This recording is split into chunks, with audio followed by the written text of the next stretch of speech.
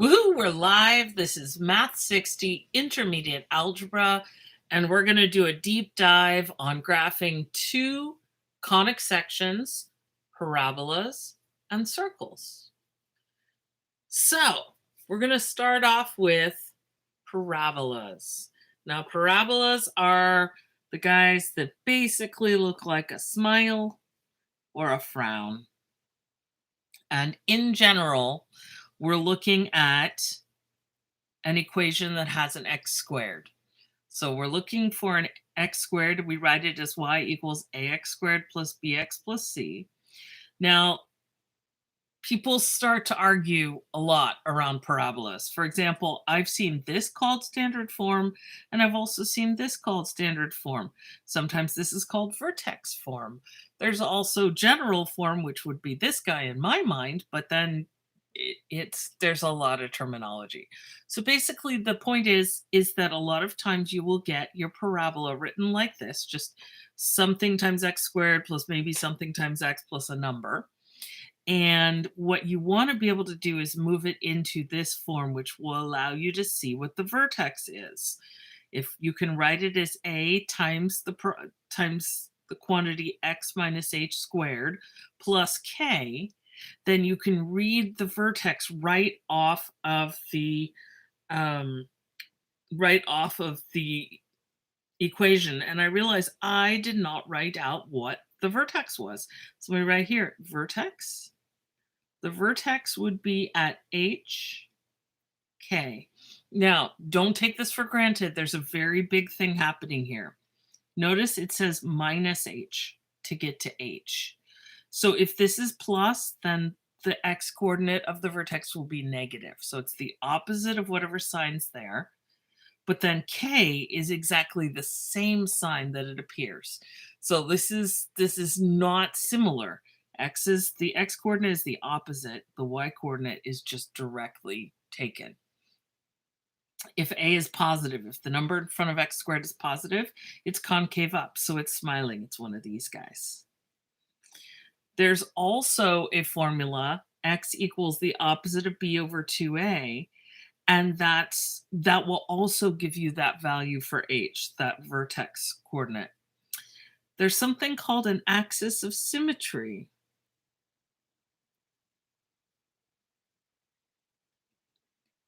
That is this line right here that goes right in the middle, and if you imagine it as a dividing line, the left side and the right side are mirror images of each other. So that's what the axis of symmetry is.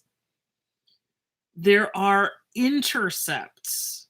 So you can find this point will be 0, C, whatever C is up there. And then there are going to be intercepts on the x-axis, which you'll have to solve for because it depends on the situation. So there's all these things, and I am not even telling you a lot of the more exciting parts. There's something called the focus. That's right in here.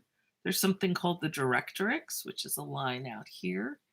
And there's a lot about parabolas I'm leaving off. I'm trying to give you the quick and dirty of this is how you graph them. So if a is negative, it's concave down. So it's a frowning parabola. The vertex is still at h and k. And you can also find that the opposite of b all over 2a from the y equals ax squared plus bx plus c. So either use that to find the vertex or use the h and the k to find the vertex. There's also an axis of symmetry that goes through the middle, and the intercept is still at 0c. And I should say the intercept could be on both of these if you have a parabola that is centered off of one of the axes. It could be that you have an intercept over here, but the actual vertex is down here. Or you could have a concave down parabola, something like this, where this is the vertex, but this is the intercept. So there are a lot of options. I'm sorry, I was giving the impression that the vertex is always the intercept, which it is not. So I wrote all this down so you would have all of the formal stuff on a single piece of paper that you can refer to. But what I'd really like to do is to go through and show you how to graph parabolas. There are a lot of methods to graphing parabolas. And so I'm going to ask you for each of the following. I'm going to give you, we're going to do 3 parabolas, write it in standard form, plot at least 4 points to graph, label all be devastating, but we're going to use completing the square. I know. Sometimes it just has to be done. Because what we want from standard form is we want a perfect square there. And in order to get this, if this is not already a perfect square, which it is not, then we're going to have to kind of shuffle things around. Okay, so you ready? Now, this is a different kind of completing the square. Everything has to stay on the right-hand side. So I'm just going to scooch the -8 over a little bit. When we completed the square before, when we're working on 2 sides of the equation, I just put it on the other side of the equation where we wouldn't have to worry about it. But for this one, I just want to push the -8 down a little bit, give myself some room. I'm going to do exactly the same thing. I'm going to take that -2 and multiply by 1/2, and I get -1. And then I'm going to take the -1 and square it, and I'm going to get 1. So it makes me want to put 1 in here. Okay, so I've completed the square. The problem is now I've changed the problem. So I have to compensate for this. And normally I would put a +1 on the other side, but it's not going to go over there. Y is over there and it just wants to be on its own. Y is having a moment. Maybe it's been making too many videos today and it's just really done. Doesn't want to talk to anyone anymore. Doesn't want to hear the sound of its own voice ever again. I don't know, could happen. So instead of putting the 1 over here, what we're going to do is we're going to compensate for this 1 on the same side. So how do I make a +1 into a 0? That's a good question. Well, what you do is you add 1 here, and then you come over here and you subtract 1.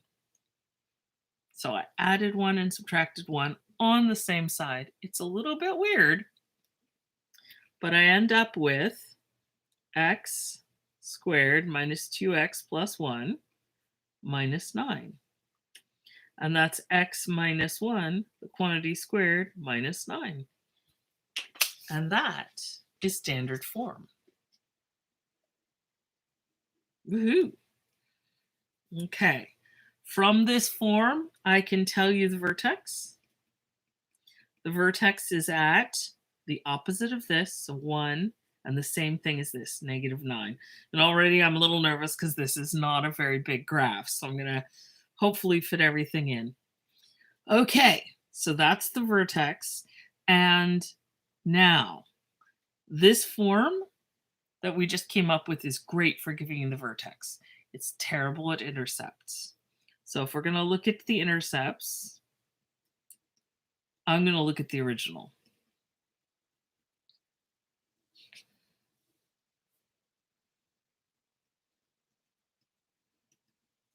Y equals x squared minus 2x minus 8.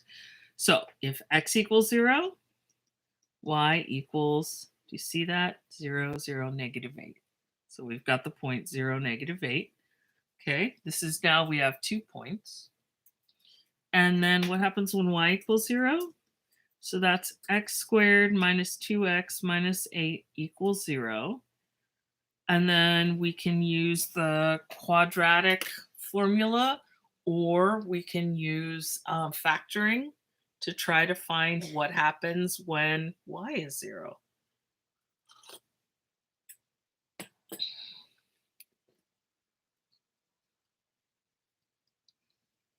I'm doing the quadratic.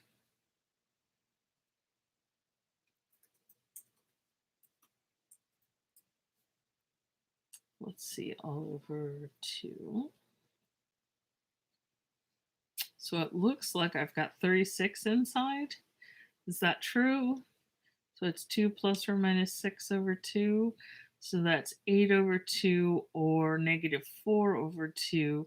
So that's 4 or negative 2. Okay, so I could have factored it, but those 2 points, 4, 0, and negative 2, 0, are 2 more intercepts. So use the quadratic formula. So here's an intercept. Here are 2 intercepts, and here's a vertex.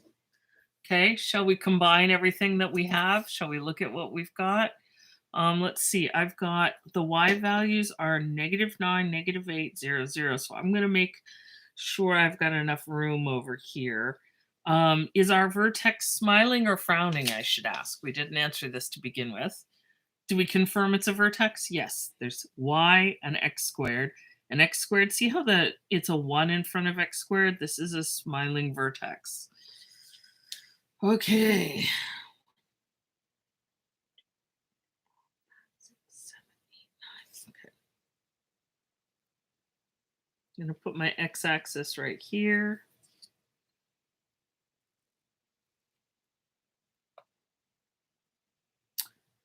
So here's 1.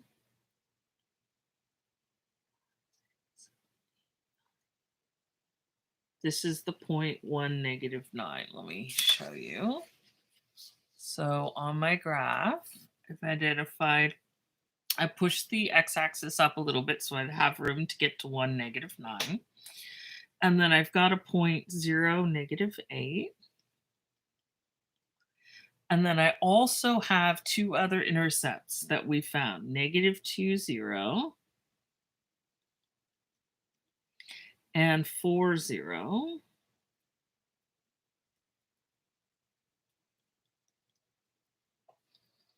Okay. So these are the 4 points that I found. Here's the intercept, 0, negative 8, 4, 0, negative 2, 0. Vertex is 1, negative 9. Okay, so a couple of things that I'll point out. Let me do them in red so you can compare and contrast. So there is, going through, since this is the usual kind of parabola, the vertex is where the axis of symmetry goes. So the axis of symmetry is almost always, it's always when it looks like a smile or a frown, it's going to be the equation x equals and whatever h is. So in this case, x equals 1. That's our axis of symmetry.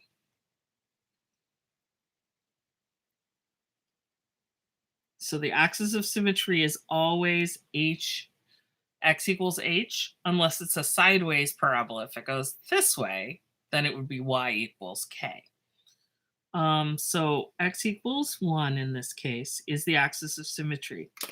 So you see how I go to the left 1 and up 1? If I go to the right 1 and up 1, I'll get another point. You see that? You can gain another point here. Now at this point, this is enough points to graph if you're very brave.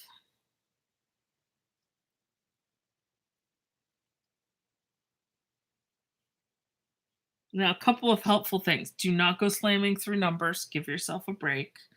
Do your best to get a rounded bottom on this, but I think we've got a good parabola here. Let's see. Plot at least 4 points to graph. Yes. Label all intercepts. There are the intercepts. There's another one. Label the vertex. This is the vertex. Axis of symmetry goes through the vertex. I think we're done. Woohoo! Okay, shall we try another one? Perhaps we will not. Perhaps we will do, I'll have 2 more graphs because we're right almost up at 15 minutes. So let me take a break here. We'll do a second video, hopefully with the other 2 graphs, and we'll graph those 2, and then woohoo, we'll be done with parabolas. Yay!